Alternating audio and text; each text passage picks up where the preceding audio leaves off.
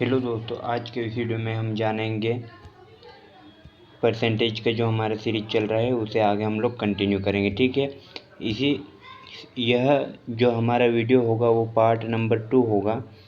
ठीक है, part number 2 होगा और हमने जो डिस्कस कर लिया था उसे हम लोग छोड़कर आगे से हम लोग कंटिन्यू करेंगे। ठीक है, अगले क्वेश्चन से हम लोग कंटिन्यू करेंगे। ठीक है, इसी क्रम में हमने कुछ परसेंटेज चार्ट के बारे में डिस्कस कर लिया था।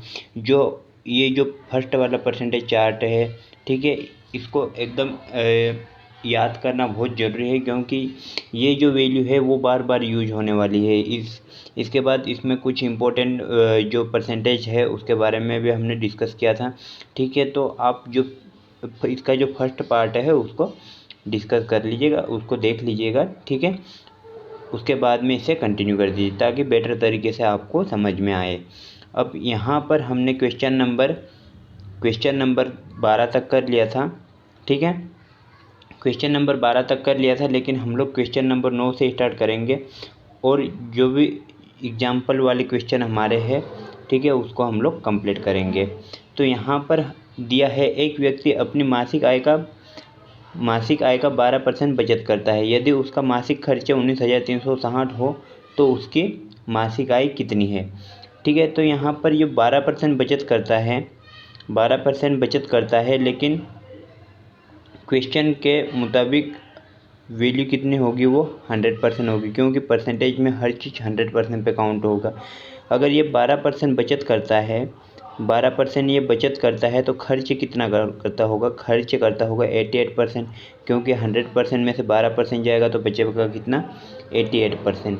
88% ये खर्च करता है, लेकिन इसका खर्च एक्चुअल में वैल्यू में कितना है, तो खर्च इसका 19,360 रुपये है। खर्च कितना है, 19,360 रुपये है। तो उसकी मासिक आय पूछे, मासिक आय इनकम क्या होगा इसका, 100% होगा। ठीक है, इसकी सेविंग क्या होगी, तो सेविंग 12% दी हुई है। अब इसका जो खर्च है, मतलब जो एक्सपेंडिचर है वो कितना है, 88% है। तो एक्सपेंडिचर 88% है, लेकिन वैल्यू में कितना है, 19,360 रुपये। तो 100% कितना, तो 100% का मल्टीप्लाई इधर भी कर देते हैं। ठीक है, 100% का मल्टीप्लाई इधर भी कर देते हैं और 100% का मल्टीप्लाई इधर भी कर देते हैं। ठीक है, इससे क्या होगा, ये जो 88% है वो इधर मल्टीप्लाई में है तो 19,360 में बटे में चले जाएगा। तो ये 100% की वैल्यू हमें कितनी मिल जाएगी, जो कि हमारी इनकम होगी वो हो जाएगी 19,360 बटे 88% मल्टीप्लाई बाय 100%। ठीक है, तो यहाँ पर ये कैंसिल आउट हो जाएगा, परसेंटेज से परसेंटेज कैंसिल आउट हो जाएगा। ठीक है, 11 से 11 आठ है, 88 से 8 बार ये चले जाएगा और 11 एकम 11 बच जाएगा कितना, 8, ये 83 हो जाएगा, 11 7 77 बच जाएगा कितना, 6 66 हो जाएगा, 11 6 66 और 0 एडिटेड। ठीक है, ये 8 से कैंसिल हो जाएगा, 8 एकम 8, 8 दूनी 16, 8 दूनी 16 और 0।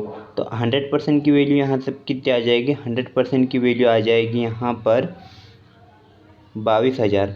ठीक है, कितनी आ जाएगी, 22,000, जो कि हमारा आंसर होगा। अब देखते हैं हम क्वेश्चन नंबर नेक्स्ट दिया है, एक मैच के अंकित मूल्य में 8% कटौती करने पर।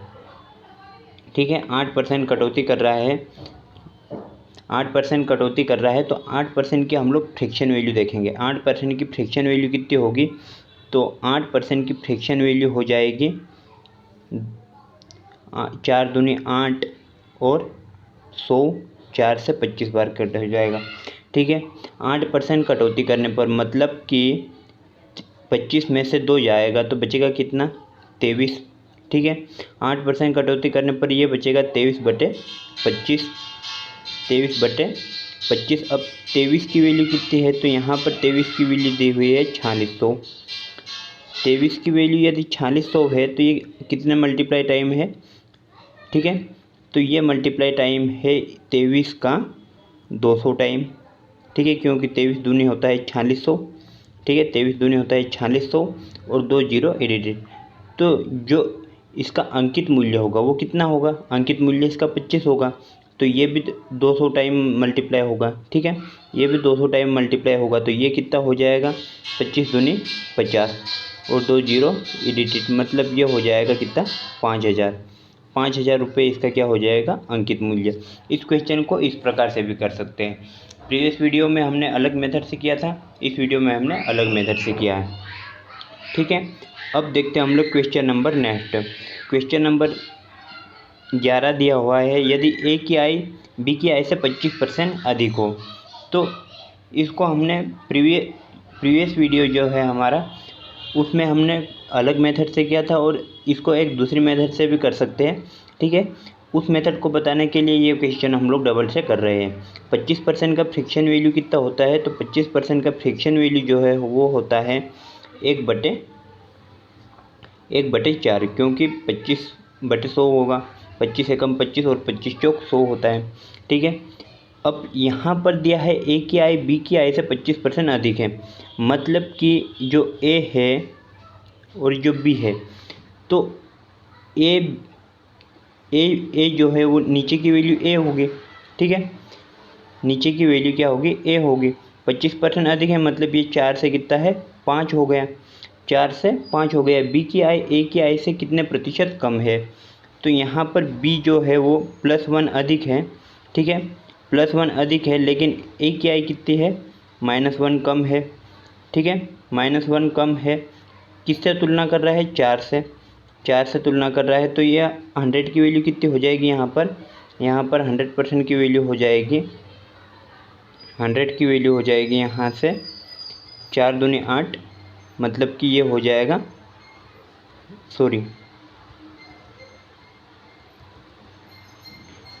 यहाँ पर दिया गया है हमें ए की आय बी की आय से 25% अधिक है।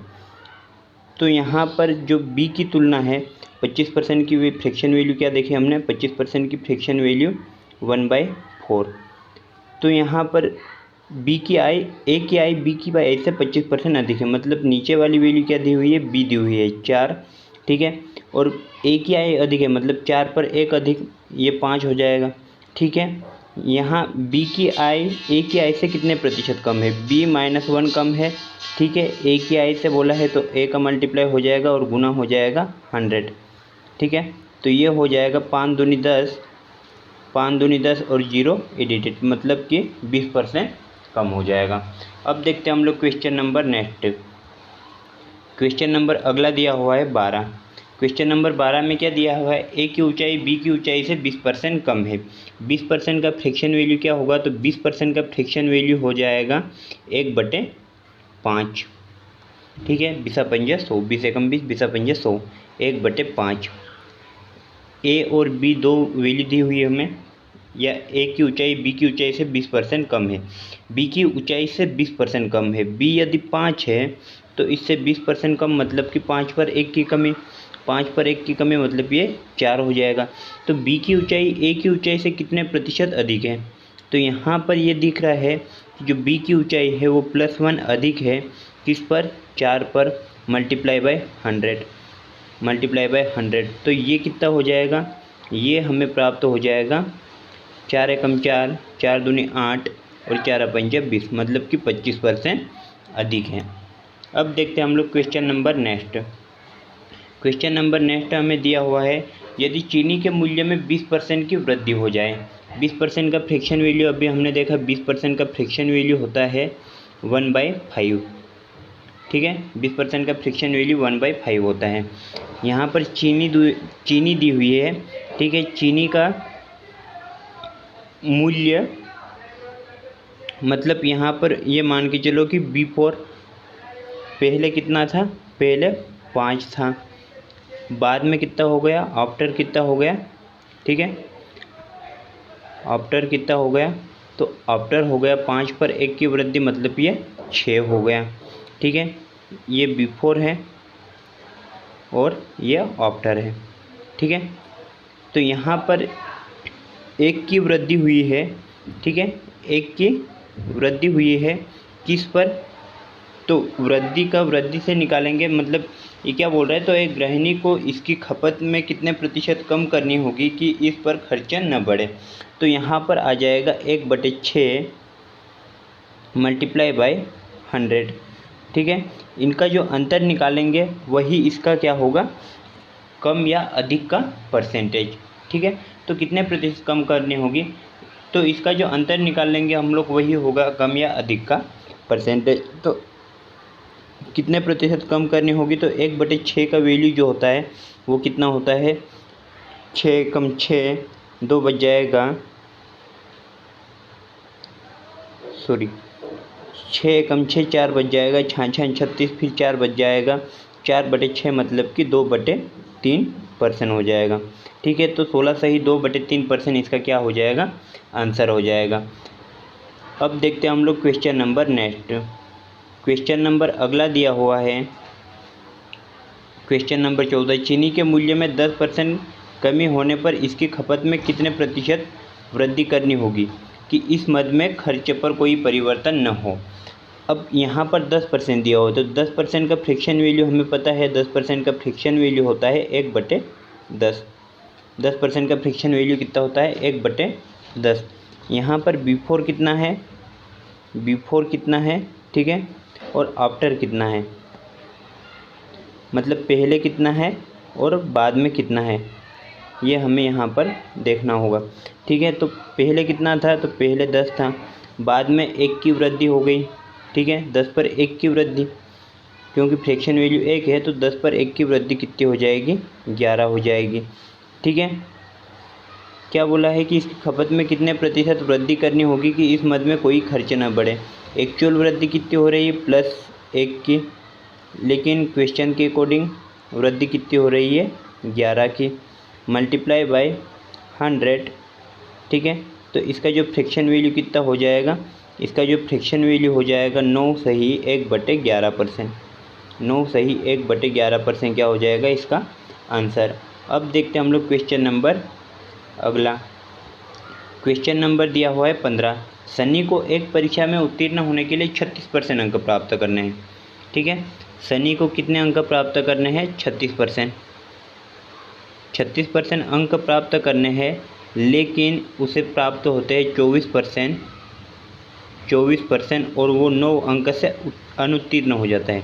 9 अंक से अनुत्तीर्ण हो जाता है मतलब 9 अंक और चाहिए उसको, ठीक है, 9 अंक और चाहिए, तो उसको 24% में +9 क्या करना पड़ेगा, ऐड करना पड़ेगा। हमें क्या करना है, पूर्णांक ज्ञात करना है, मतलब कि 100% की वैल्यू हमें निकालनी है। सबसे पहले तो परसेंटेज वैल्यू एक साइड करेंगे, तो 36 में से 24 जाएगा तो बचेगा कितना, 12%।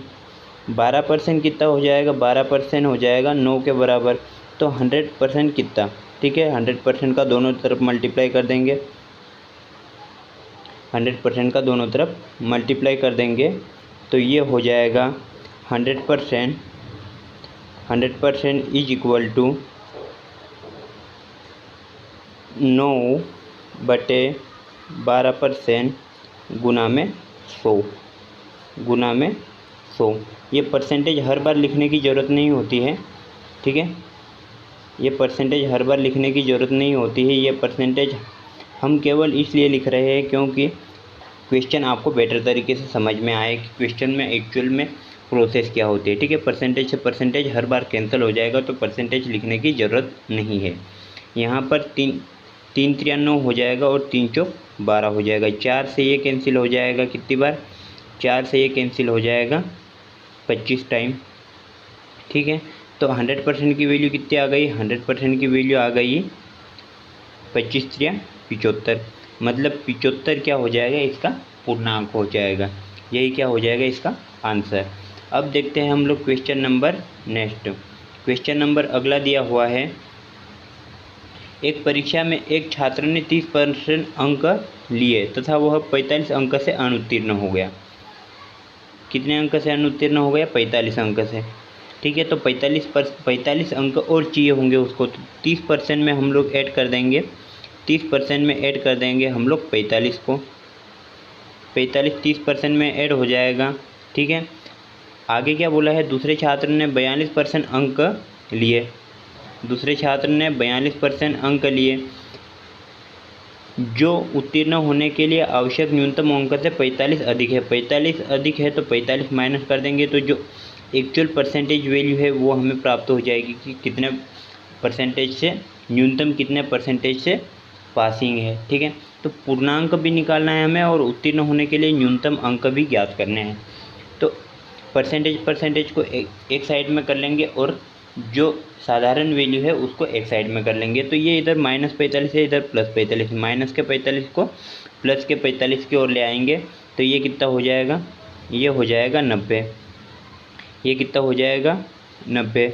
और 30% को 42% की ओर ले जाएंगे, क्योंकि 30% छोटा है और 42% बड़ा है। तो ये कितना हो जाएगा, 42 में से 30 जाएगा तो बचेगा कितना, 12%।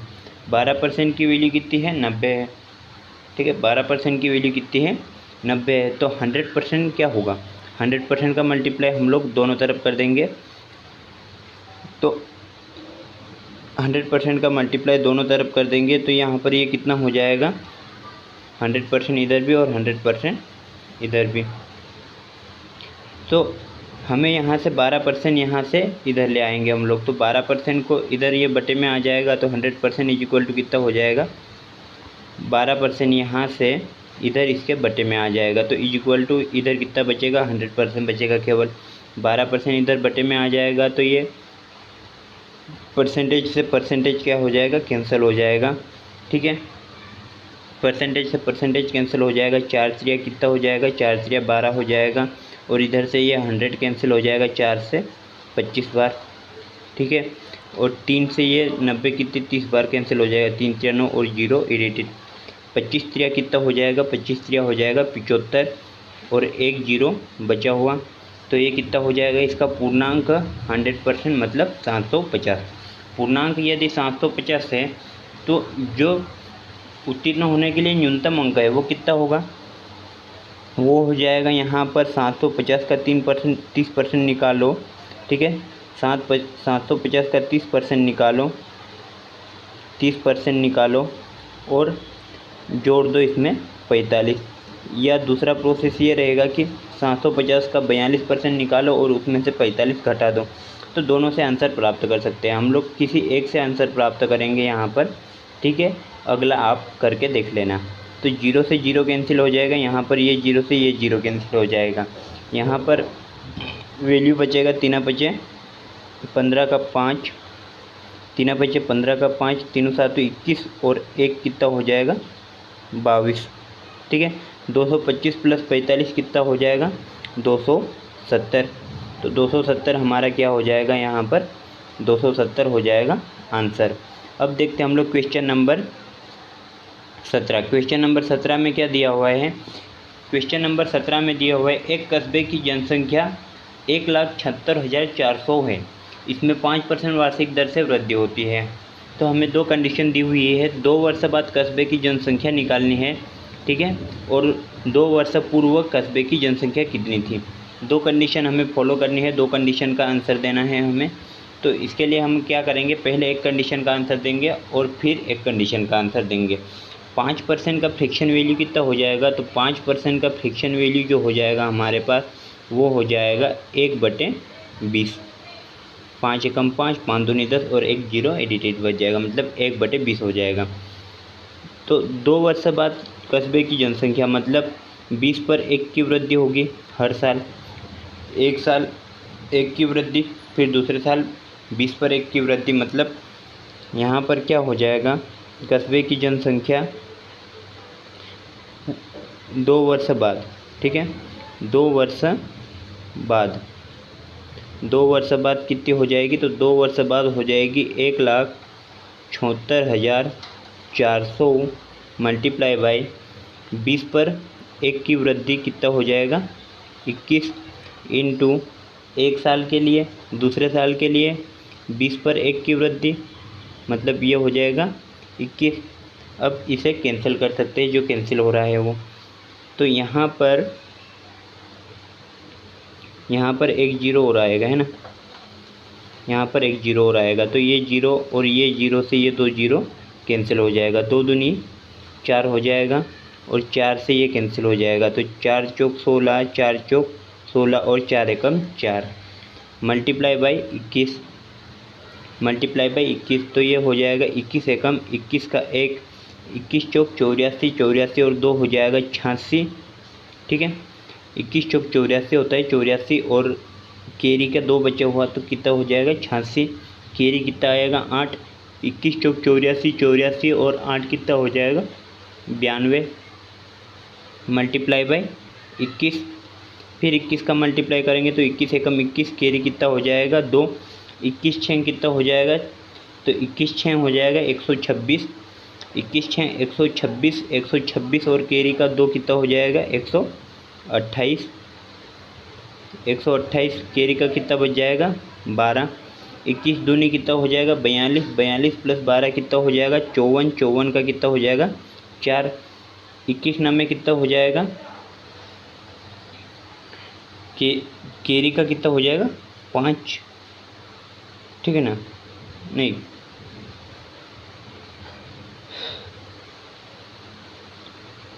21 दूनी 42, 42 प्लस 8,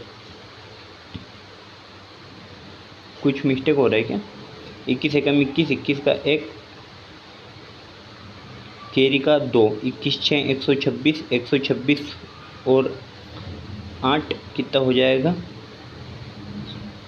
सॉरी 21 126 और 2 128, 128 का 8 केरी 12, 21 दूनी कितना हो जाएगा 42, 42 प्लस 12 54 केरी 5, 21 नाम में कितना हो जाएगा, तो 21 नाम में हो जाएगा 189, 189 प्लस 12 कितना हो जाएगा, तो ये हो जाएगा 189 प्लस 12 हो जाएगा 189, 189 90, 90 प्लस 11 तो ये हो जाएगा 201, ठीक है ना। कैलकुलेशन मिस्टेक हो रही है क्या, यहाँ पर देख लेते हैं एक बार और आंसर हमारा गलत क्यों आ रहा है, ठीक है ना। यहाँ तक तो सही है, 2 दूनी 4, 4 चौक 16, केरी 1, फिर 4 चौक 16, फिर 4 एकम 4, 21 एकम 21 केरी का 2, 21 चौक 84, 84 और 2 कितना हो जाएगा 86, 86 का 6 केरी 8, 21 चौक 84, 84 और 8 कितना हो जाएगा 84 और 8 हो जाएगा 92, 84 और 8 हो जाएगा 92 गुना 21, 21 एकम 21 केरी का कितना हो जाएगा 2, 21 छः 126, 126 और 2 128 तो केरी का कितना हो जाएगा, केरी का यहाँ पर हो जाएगा, केरी का हो जाएगा यहाँ पर 128 तो 12, 21 दूनी 42, 42 प्लस 12 कितना हो जाएगा 54, 54 का 4, 54 का 4, केरी कितना हो जाएगा 5, केरी कितना हो जाएगा 5, तो यहाँ पर ये आ जाएगा 21 नाम में 189, 89 प्लस 5 कितना हो जाएगा 194, 194 तो ये हो जाएगा 1,94,481। 2 वर्ष बाद जनसंख्या इतनी हो जाएगी।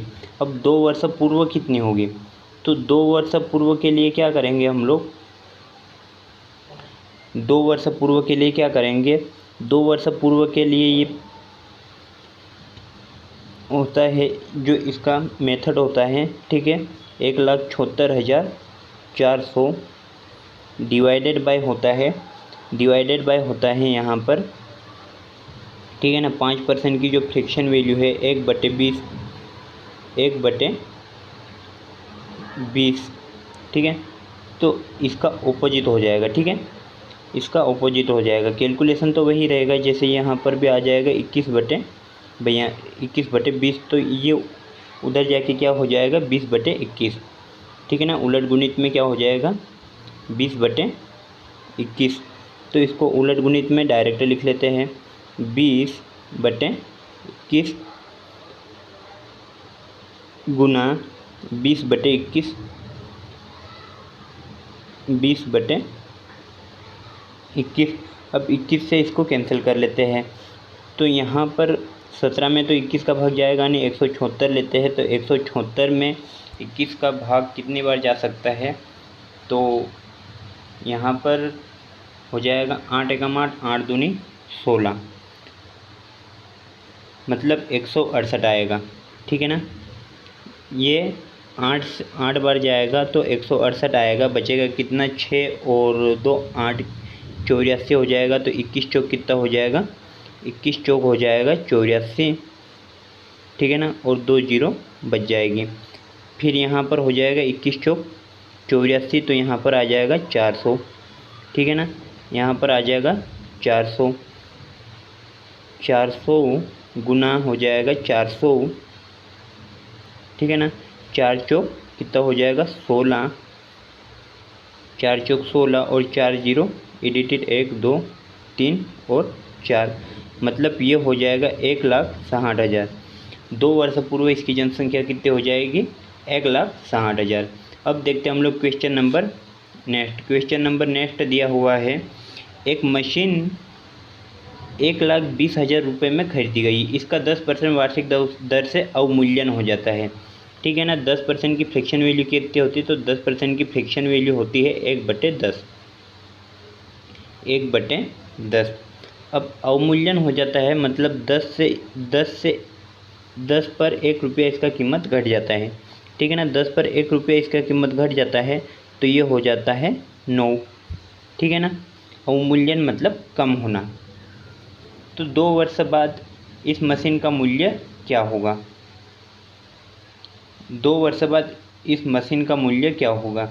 यहाँ पर हमें ये देखना होगा कि जो एक मशीन का मूल्य है वो एक्चुअल में कितने में खरीदी गई, तो ये खरीदी गई 1,20,000 में।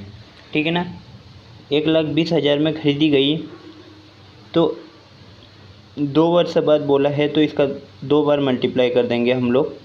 ठीक है ना, और ये हो जाएगा 1,20,000, 1,20,000। 2 जीरो से 2 जीरो कैंसिल हो जाएगी।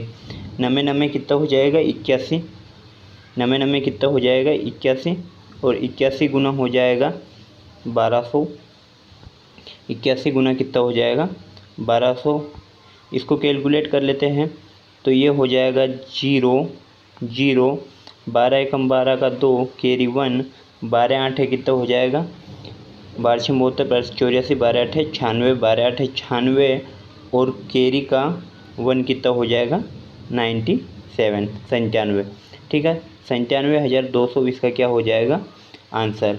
अब देखते हैं हम लोग क्वेश्चन नंबर 19। क्वेश्चन नंबर 19 में हमें दिया हुआ है, एक चुनाव में 2 उम्मीदवार थे। हारने वाले उम्मीदवार ने 41% मत प्राप्त किए तथा वह 5,580 मतों से पराजित हो गया।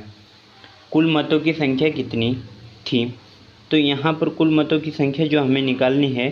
ठीक है ना, और ये जो पराजित हुआ वो जीत और हार का अंतर होगा। ठीक है, जीत और हार का अंतर होगा। कुल वोट इसमें कितने होंगे, तो कुल वोट होंगे 100%, कुल वोट 100% है, और 41% मत प्राप्त किए तथा वह पराजित हो गया। ठीक है, 41% मत हारने वाले को मिले, एक उम्मीदवार था, मान लिया कि वो उम्मीदवार ए था। ठीक है ना, तो जीतने वाले उम्मीदवार को कितने मिले होंगे, तो उसको मिले होंगे 59%, क्योंकि 100 में से 41% जाएगा तो बचेंगे कितने 59%, ये उम्मीदवार बी को मिले होंगे। ठीक है ना, इनका अंतर कितना है, तो इनका जो अंतर है वो है 18%, अंतर इनका 18% है। हमें कुल मतों की संख्या निकालनी है। ठीक है ना, तो एक्चुअल में जो हार और जीत का जो अंतर होगा वही होगा इसका अंतर। तो 18% की वैल्यू क्या हो जाएगी 5580। यदि 18% की वैल्यू 5580 है तो 100% कितना हो जाएगा, तो 100% का मल्टीप्लाई दोनों तरफ कर देते हैं, तो 18% उधर डिवाइड में चले जाएगा। ठीक है ना, 18% डिवाइड में चले जाएगा और परसेंटेज से परसेंटेज कट जाएगा, इसलिए परसेंटेज हम लोग नहीं लिखेंगे। 5580 डिवाइडेड बाई 18 गुना में हो जाएगा 100। ठीक है ना, परसेंटेज से परसेंटेज कैंसिल हो जाएगा। इसको कैलकुलेट कर लेते तो हमारा आंसर आ जाएगा। जैसे ये हो जाएगा 18 3 54, एक बच जाएगा 18 एकम 18 और 0 का 0, और ये 2 जीरो इधर आके मल्टीप्लाई हो जाएगा। तो आंसर कितना हो जाएगा, आंसर हो जाएगा 31,000, ठीक है ना, 31,000। ये क्या हो जाएगा, कुल मतों की संख्या। अब देखते हैं हम लोग question number next. Question number हमें दिया है, देखिए हम लोग इससे और लेवल के क्वेश्चन आगे करेंगे, लेकिन ये जो एग्जाम्पल्स के क्वेश्चन है वो हम लोग सोल्व कर रहे हैं। तो एग्जाम्पल क्वेश्चन थोड़े इजी है, उनको सोल्व करने के बाद जो लेवल के क्वेश्चन है कि कितने वोट किसको प्राप्त हुए, किस उम्मीदवार को कितने वोट प्राप्त हुए, उस टाइप के क्वेश्चन भी हम लोग करेंगे, जो कि हमारा लेटेस्ट एग्जाम का पैटर्न है। हम जो अभी पढ़ रहे हैं वो उसका बेसिक है, ये लेटेस्ट एग्जाम का पैटर्न नहीं है। अब इसमें दिया हुआ है, एक चुनाव में 2 उम्मीदवार थे, एक उम्मीदवार ने कुल वैध मतों के 55% मत प्राप्त किए, टोटल वोट कितने होंगे, तो टोटल वोट होंगे 100%, ठीक है ना, टोटल वोट कितने होंगे 100%। एक उम्मीदवार ने 55% प्राप्त किए, तो दूसरे उम्मीदवार ने कितने प्राप्त किए होंगे, दूसरे उम्मीदवार ने 45% अंक प्राप्त किए, 45% वोट प्राप्त किए होंगे, ठीक है ना।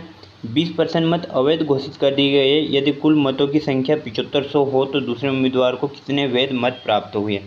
20% मत अवैध घोषित कर दी गई, तो जो वैध मत होंगे वो कितने होंगे, 100 में से 20 जाएगा तो बचेगा कितना, 80%।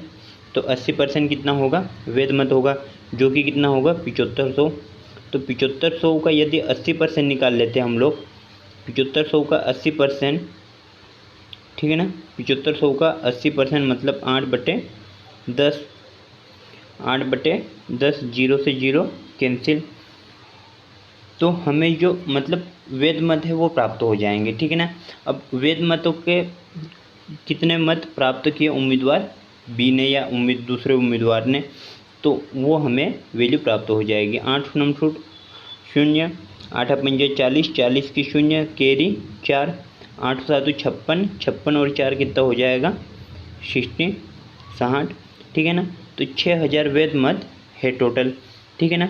अब दूसरे उम्मीदवार को कितने वैध मत प्राप्त हुए, तो यदि 6000 का हम लोग 45% निकाल लेंगे तो दूसरे उम्मीदवार के कुल वैध मत हमें मिल जाएंगे, ठीक है ना। तो 6000 का 45% कितना होगा, तो 6000 का 45% होगा 45 डिवाइडेड बाय 100, ठीक है ना।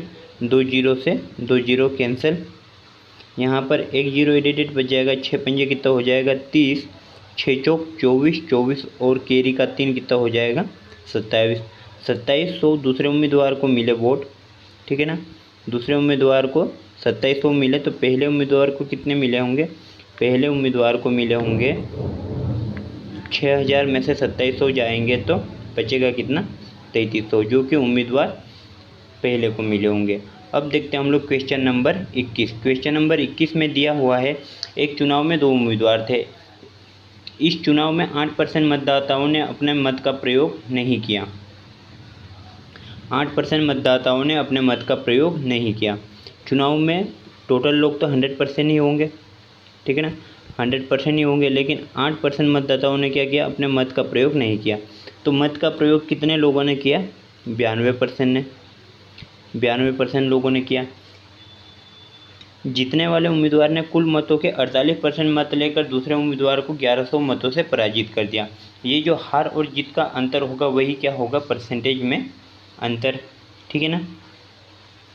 तो जीतने वाले उम्मीदवार को यदि 48% मिले 92% में से, 92% में से 48% मिले, तो हारने वाले उम्मीदवार को कितने मिले होंगे 44%, ठीक है ना। 92 में से 48 जाएगा तो बचेगा कितना 44%। इसका अंतर कितना आएगा, तो अंतर आएगा इसका 4% का।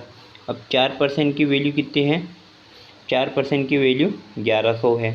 हमें पूछा क्या गया है, कुल कितने मतदाता थे, ठीक है ना। हमें 100% की वैल्यू पूछी गई है, तो 100% का मल्टीप्लाई दोनों तरफ कर देंगे। तो 100% का मल्टीप्लाई हम लोग दोनों तरफ करेंगे, तो इधर तो परसेंटेज से परसेंटेज कैंसिल हो जाएगा, तो परसेंटेज लिखने की ज़रूरत नहीं। 1100 डिवाइडेड बाई 4 गुना 100, ठीक है ना। ये कैंसिल हो जाएगा 25 बार 4 से, और 25 का गुना इधर हो जाएगा। तो 100% की वैल्यू कितनी हो जाएगी, यहाँ पर 100% की वैल्यू हो जाएगी 0 0, 25 एकम 25, कैरी का 2, 25 एकम 25 और कैरी का 2 कितना हो जाएगा 27।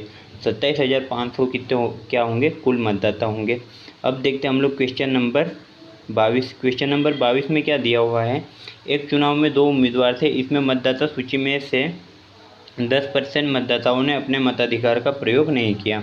टोटल मतदाता कितने होंगे, तो टोटल मतदाता हमेशा 100% होंगे, ठीक है ना। इसमें से 10% ने क्या किया, मत का प्रयोग नहीं किया। 10% ने मत का प्रयोग नहीं किया, तो बचे कितने 90%। 90% ने मतदाता का प्रयोग किया, तो तथा 10% मत अवैध घोषित कर दिए गए। इसके 10% अवैध घोषित हो गए, मतलब 90 के 10% अवैध घोषित हो गए। तो 90 के 10% कितने होंगे, 90 के 10% हो जाएंगे 1/10, मतलब 0 से 0 कैंसिल हो जाएगा, तो ये हो जाएगा 9। तो बचेंगे कितने, बचेंगे टोटल जो मतदाता है उन्होंने कितनी वोटिंग की, तो उन्होंने वोटिंग की 81, ठीक है ना। इन्होंने 81 वोटिंग की। सफल उम्मीदवार कुल वैध मतों के 54% प्राप्त करता है, ठीक है ना। सफल उम्मीदवार कितने 54% प्राप्त करता है। यहाँ देख लेते हैं हम लोग, टोटल वोटिंग कितनी है 100% है, इसमें से 54% कुल वैध मत का प्राप्त करके 1620 मतों से जीत गया। ये जो जीत और हार का अंतर होगा वो हमेशा परसेंटेज का डिफरेंस होगा, ठीक है ना। तो दूसरे उम्मीदवार को कितने मिले होंगे, तो दूसरे उम्मीदवार को 46% मिले होंगे, ठीक है ना। इसका जो अंतर है वो कितना हो जाएगा, इनका जो अंतर है वो हो जाएगा 4 + 4 8% का, ठीक है ना। 8% का इनका अंतर हो जाएगा 8%, ठीक है ना। 8% का वैल्यू कितना हो जाएगा 1620। लेकिन ये इधर 81 भी बचा है। 81 क्या है, 81 भी इनका डिफरेंस है, क्योंकि ये 90 में से 9 वोट जो है वो अवैध घोषित कर दी गए हैं। तो वैध मत की संख्या कितनी है, यहाँ से वैध मत की संख्या कितनी हो जाएगी 8% का 1620, लेकिन वैध मत कितने हैं 81 है, तो 81 का 8% हो जाएगा। 81 का 8% हो जाएगा यहाँ पर, तो 81 का 8% हो जाएगा, तो यहाँ पर परसेंटेज हट के क्या हो जाएगा बटे में 100, बटे में क्या हो जाएगा 100, ठीक है ना। अब ये वैल्यू 1620 के बराबर है, तो मतदाता सूची में कुल कितने मतदाता थे, तो 100% पूछा गया हमें, 100% पूछा गया, तो 100% का मल्टीप्लाई दोनों तरफ हो जाएगा, ठीक है ना। 100% का मल्टीप्लाई दोनों तरफ हो जाएगा, तो ये हो जाएगा 1620, ठीक है ना। 1620 गुना 100, और इस 100 का मल्टीप्लाई भी इधर हो जाएगा, तो ये एक बार और गुना 100 हो जाएगा, ठीक है ना। एक बार तो ये दोनों तरफ 100% का मल्टीप्लाई किया वो वाला हो जाएगा, ठीक है ना। और एक बार क्या हो जाएगा, ये वाला 100 इधर आके मल्टीप्लाई हो जाएगा, तो यहाँ पर कितना बचेगा, यहाँ पर बचेगा डिवाइड बाई 81 मल्टीप्लिकेशन 8, ठीक है ना। यहाँ पर ये कैंसिल हो जाएगा, 9 से ये कैंसिल हो जाएगा, 9 9 81, 9 9 81, 9 एकम 9, बच जाएगा कितना 7, 9 8 कितना हो जाएगा 72, ये हो जाएगा 0, कितना हो जाएगा ये 0। अब देखते ये कितनी बार कैंसिल हो जाएगा, तो ये कैंसिल हो जाएगा 20 बार, 9 दूनी 18 और 0 का एडिटेड। ये यहाँ से कितनी बार कैंसिल हो जाएगा, तो 4 दूनी 8 और ये 25 टाइम हो जाएगा, ठीक है ना। और ये हो जाएगा 50 टाइम। अब इसका अपने मल्टीप्लाई कर लेते हैं, तो ये हो जाएगा 50 दूनी 100, 50 दूनी 100 और 1 0 एडिटेड, ठीक है ना। मल्टीप्लाई बाय 25, तो ये हो जाएगा 25,000, ये हो जाएगा 25,000, और यही क्या हो जाएगा कुल मतदाता। कुल मतदाता कितने हो जाएंगे 25,000, यही हमारा आंसर हो जाएगा। अब देखते हैं हम लोग क्वेश्चन नंबर 23। क्वेश्चन नंबर 23 में दिया है रमेश के वेतन में 20% वृद्धि कर दी गई। बढ़े हुए वेतन को 20% कम करने पर रमेश को कितने प्रतिशत लाभ अथवा हानि होगी। कुल वेतन इसका कितना होगा, तो कुल वेतन इसका होगा 100%।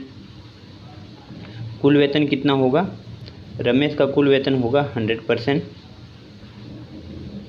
रमेश का कुल वेतन कितना होगा 100%। यदि 20% की वृद्धि होगी तो वृद्धि होकर कितना हो जाएगा ये 120%। 120% बढ़े हुए वेतन को 20% कम करने पर, मतलब इसको यदि 20% कम कर दिया तो बचेगा कितना 80%। ठीक है ना, 80%। तो इसके जो लाभ और हानि है उसमें कितना अंतर आएगा, तो यदि 80%, ठीक है ना, 80% का 120 निकाल देंगे हम लोग, है ना। 80%, यहाँ से परसेंटेज कैंसिल कर दिया तो 100 की वैल्यू 120 आ गई। ठीक है ना, ठीक है ना, 100 की वैल्यू 120 आ गई। तो 80% का 120 निकाल लेंगे तो हमें जो बड़ा या घटा हुआ जो प्रतिशत लाभ अथवा हानि का होगा वो हमें मिल जाएगा। तो 80%, ठीक है ना, 80% का मतलब क्या हो जाएगा 80 डिवाइडेड बाई 100। और यदि हम लोग इसका 120 निकाल लेते हैं तो हमें डायरेक्ट वह वैल्यू मिल जाएगी, बजाय हम 100% निकाल कर इसमें से घटाएं। ठीक है ना, तो यहाँ इसको कैलकुलेट कर लेते हैं, तो ये हो जाएगा 20 पंजे 100 और 20 चौक 80। 5 से ये कैंसिल हो जाएगा, 5 दूनी 10, 2 बच जाएगा, 5 चौक 20, 24 चौक कितना हो जाएगा, 24 चौक हो जाएगा 96। ठीक है ना, ये हो जाएगा 96% माइनस इधर हो जाएगा 100%। ठीक है ना, तो 100 में से 96 जाएगा तो कितना बचेगा 4%। 4% का क्या होगा, 4% का लॉस हो जाएगा। अब देखते हैं हम लोग क्वेश्चन नंबर 24। क्वेश्चन नंबर 24 में क्या दिया हुआ है, एक वस्तु की कर की दर मतलब रेट ऑफ टैक्स, यहाँ पर क्या दिया हुआ है, रेट ऑफ टैक्स दिया हुआ है। एक वस्तु का रेट ऑफ टैक्स 10% कम कर दिया जाता है। तो पहले रेट ऑफ टैक्स कितना होगा, तो पहले रेट ऑफ टैक्स होगा 100। ठीक है ना, पहले कितना होगा, या फिर इस प्रकार से लिख लेते हैं, पहले कितना होगा, तो पहले रेट ऑफ टैक्स 100 होगा। तो इसकी खपत भी मान लो, खपत मतलब एक्सपेंडिचर, ठीक है ना, एक्सपेंडिचर भी पहले कितनी होगी 100 होगी। अब बाद में कितनी हो गई, तो बाद में जो इसका रेट ऑफ टैक्स है वो 10% कम कर दिया गया, मतलब 100 में से 10% जाएगा तो बचेगा कितना 90। ठीक है ना, और 10% की वृद्धि, इसके खपत में 10% की वृद्धि कर दी जाती है, मतलब ये कितना हो जाएगा 100 पर 10 बढ़ जाएगा, मतलब कि 110 हो जाएगा। अब इनका कर देते हैं मल्टीप्लाई, क्योंकि रेट ऑफ टैक्स और एक्सपेंडिचर में मल्टीप्लाई कर देते हैं तो इनका हमें मिल जाएगा, इनका क्या मिल जाएगा, इनका डिफरेंस मिल जाएगा। ये हो जाएगा 10,000। ठीक है ना, ये कितना हो जाएगा, ये हो जाएगा 10,000 और ये हो जाएगा 11 में की 99, 9,900 हो जाएगा। अंतर कितना आया, ठीक है ना, क्योंकि इसके राजस्व प्राप्ति पर क्या प्रभाव पड़ा है, घटा है या बढ़ा है, क्या प्रभाव पड़ा, मतलब घटा है या क्या बढ़ा है, या लॉस हुआ है या प्रॉफिट हुआ है, तो यही निकालना है हमें। ठीक है ना, यहाँ पर स्पष्ट दिख रहा है कि पहले 10,000 था, बाद में कितना हो जाए 9,900, मतलब कि लॉस ही होगा। ठीक है ना, 100 यूनिट आ गया, 100 यूनिट डिफरेंस है किस पर, तो 10,000 पर, 10,000 पर 100 यूनिट का डिफरेंस है, तो 100% की वैल्यू कितनी हो जाएगी, 100% की वैल्यू हो जाएगी दोनों तरफ 100 का मल्टीप्लाई। ठीक है ना, दोनों तरफ 100 का मल्टीप्लाई, तो यहाँ 0 से ये 0 कैंसिल हो जाएगा और ये 0 से ये 0 कैंसिल हो जाएगा, तो बचेगा कितना, बचेगा यहाँ पर 1%। 1% का क्या हो जाएगा, लॉस हो जाएगा, मतलब हानि हो जाएगी। अब देखते हैं हम लोग क्वेश्चन नंबर 25। क्वेश्चन नंबर 25 में क्या दिया हुआ है, एक आयत की लंबाई में 10% वृद्धि तथा चौड़ाई में 10% कमी करने पर इसके क्षेत्रफल पर क्या प्रभाव पड़ेगा। आयत दिया हुआ है, ठीक है ना, रेक्टेंगल, कोई रेक्टेंगल दिया हुआ है, ठीक है ना, उसकी लेंथ और ब्रेड्थ दी हुई है, उसकी रेक्टेंगल की लेंथ दी हुई है और ब्रेड्थ मतलब चौड़ाई दी हुई है। तो पहले चौड़ाई कितनी थी और बाद में कितनी हो गई, पहले कितनी थी और बाद में कितनी हो गई। तो पहले चौड़ाई मान लिया कि इधर 100 थी, क्योंकि ये वैल्यूइज्म वाले क्वेश्चन है, इसमें वैल्यूइज्म करते हैं तो क्वेश्चन जल्दी सोल्व हो जाते हैं। पहले चौड़ाई 100 थी और लंबाई भी 100 थी, बाद में कितनी हो गई, लंबाई में 10% की वृद्धि हो गई, मतलब ये कितना हो जाएगा 110, और चौड़ाई में 10% की कमी मतलब कि ये हो जाएगा 90, ये हो जाएगा 90। अब इनका मल्टीप्लाई कर दो, ठीक है ना, मल्टीप्लाई कर देंगे तो ये कितना हो जाएगा, ये हो जाएगा 10,000 और ये हो जाएगा 11 की 99 मतलब 9,900। अंतर कितना, अंतर कितना 100 किस पर, 10,000 पर। तो 100% का वैल्यू कितना हो जाएगा, 100 का मल्टीप्लाई कर दो और इसे कैलकुलेट कर लेते हैं। तो ये हो जाएगा, ये 2 जीरो से 2 जीरो और ये 2 जीरो मतलब 4 जीरो से 4 जीरो कैंसिल। तो यहाँ पर 1% का स्पष्ट लॉस हो रहा है। यहाँ पर एक बात ऑब्जर्व करने वाली है कि 10% की वृद्धि और 10% की कमी, मतलब सेम परसेंट की वृद्धि और सेम परसेंट की कमी हो तो उस क्वेश्चन में हमेशा लॉस कितने का होगा, 1% का, ठीक है ना। ये बात नोट करने वाली है, इसे याद कर सकते हैं तो बढ़िया है, और नहीं याद कर सकते तो ये मेथड है ही सॉल्व करने के लिए। अब देखते हैं हम लोग क्वेश्चन नंबर 26। क्वेश्चन नंबर 26 दिया है, चाय के मूल्य में 10% कमी होने के कारण 270 खर्च करने पर पहले से 250 ग्राम चाय अधिक आती है, 250 ग्राम चाय अधिक आती है। यहाँ पर 10% की फ्रैक्शन वैल्यू कितनी होगी, तो 10% की जो फ्रैक्शन वैल्यू है वो हो जाएगी 1/10। 10% की फ्रैक्शन वैल्यू कितनी हो जाएगी, 1/10।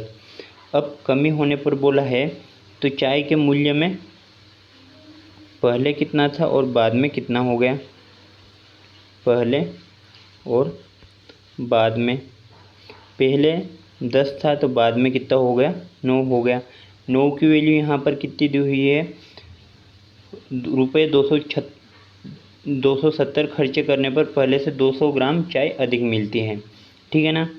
तो यहाँ पर 270 किसकी वैल्यू हो गई, 270 9 की वैल्यू हो गई। ये कितने मल्टीप्लाई टाइम ज़्यादा है, तो ये 30 मल्टीप्लाई टाइम ज़्यादा है।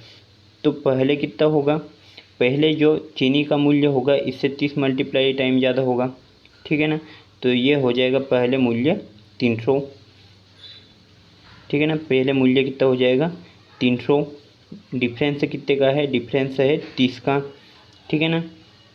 इससे क्या हो रहा है कि 250 ग्राम चाय अधिक मिल रही है, 250 ग्राम चाय अधिक मिल रही है। तो इसका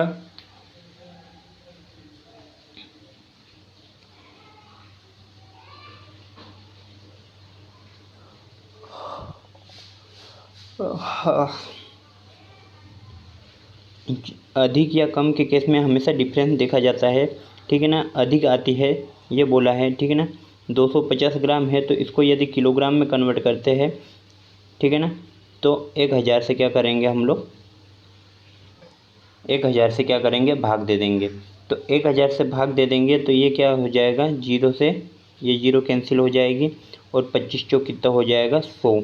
यहाँ पर कितना बचेगा 1/4 और 4 का मल्टीप्लाई इधर क्रॉस हो जाएगा तो ये कितना हो जाएगा, 1 की वैल्यू हो जाएगी 4 से 12 मतलब 120। 1 की वैल्यू 120 मतलब 1 का वैल्यू कितना होता है 100%, 100% की वैल्यू कितनी हो जाएगी 120। तो पहले चाय का मूल्य कितना है 100% है, ठीक है ना, पहले चाय का मूल्य कितना है 100% है, 100% का मतलब 120 है, ठीक है ना।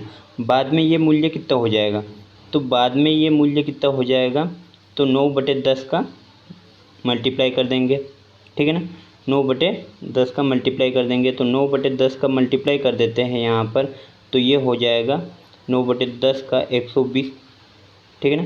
120 इससे क्या होगा कि डायरेक्ट निकल के आएगा, बजाय कि हम लोग पहले 100 निकाले और उस 9/10 का 100% निकाले और उसका 120 में से माइनस करें। ठीक है, ये जीरो से ये जीरो कैंसिल हो जाएगा और 12 में कितना हो जाएगा, 108 हो जाएगा। तो 12 में 108 हो जाएगा तो बाद वाला मूल्य कितना हो जाएगा, 108। और क्वेश्चन में हमें क्या पूछा है, चाय का पहले वाला भाव तथा नया भाव क्या होगा। चाय का पहले वाला भाव जो है वो 120 होगा और बाद वाला भाव क्या होगा, 108 होगा। ठीक है ना। अब देखते हैं हम लोग क्वेश्चन नंबर 27। क्वेश्चन नंबर 27 हमारा आखिरी क्वेश्चन होगा एग्जाम्पल का। इसके बाद में हम जो 12A है, जो पार्ट 12A है उसका हम लोग क्वेश्चन नंबर 1 से सोल्व करना स्टार्ट कर देंगे। तो इसमें दिया हुआ है हमें नमक के 6 लीटर घोल में 5% नमक है, मतलब कि 6 का 5% नमक है। 5% की फ्रैक्शन वैल्यू क्या हो जाएगी, 1/20। 1/20 अगर इसको कैलकुलेट करते हैं तो ये कितना हो जाएगा, 3 2 त्रिया कितना हो जाएगा, 6 और 2 धाम कितना हो जाएगा, 20, मतलब कि 3/10 लीटर। ठीक है ना। वाष्प द्वारा इस घोल में से 1 लीटर पानी निकाल दिया जाता है, मतलब 6 लीटर में से 1 लीटर पानी निकाल दिया जाता है, तो बचेगा कितना, बचेगा 5 लीटर। ठीक है ना, बचेगा कितना, 5 लीटर। अब 5 लीटर क्या हो जाएगा, 5 लीटर हो जाएगा 3/10 लीटर के बराबर, 3/10 लीटर के बराबर। तो शेष बचे घोल में कितने प्रतिशत नमक है, हम क्या निकाल लेंगे इसका 100%। ठीक है ना, 100% का मल्टीप्लाई दोनों साइड में कर देते हैं। ठीक है ना, तो ये कितना हो जाएगा, 3/10 गुना 5 क्योंकि 100% मल्टीप्लाई बाई 5 लीटर हो जाएगा, जो कि इधर आके गुना में हो जाएगा और इधर हो जाएगा ये 100, इधर हो जाएगा ये 100। अब इसको कैलकुलेट कर लेते हैं, जो कैंसिल हो रहा है उसको कैंसिल कर लेते हैं। तो ये हो जाएगा 0 से 0 कैंसिल और 5 दूनी हो जाएगा 10। अब 2 त्रिया कितना हो जाएगा, 6। 2 त्रिया कितना हो जाएगा, 6। तो 6% क्या हो जाएगी, 6% इसमें शेष बचे घोल में जो नमक की मात्रा होगी वो कितनी होगी, 6%। ठीक है ना, जो इसमें से जो साल्ट बचेगा वो कितना बचेगा, वो हो जाएगा 6%। यहाँ पर ये क्वेश्चन हमारे समाप्त होते हैं। ठीक है ना।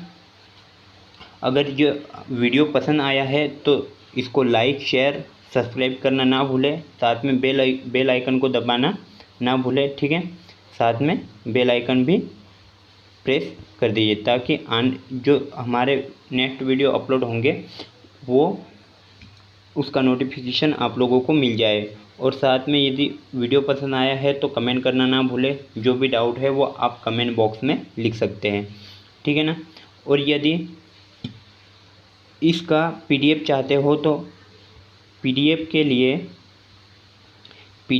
लिए आपको हमारे व्हाट्सएप ग्रुप, ठीक है ना, व्हाट्सएप ग्रुप या टेलीग्राम ग्रुप को ज्वाइन करना होगा।